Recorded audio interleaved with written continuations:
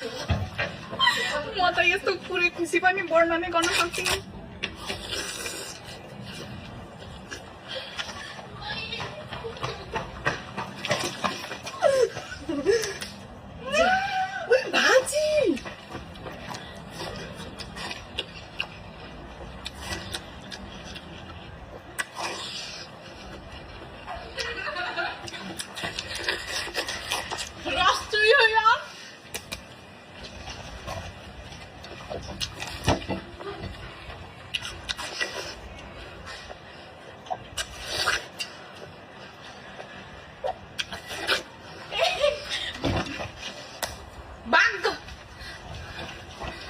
Hi, girly pub.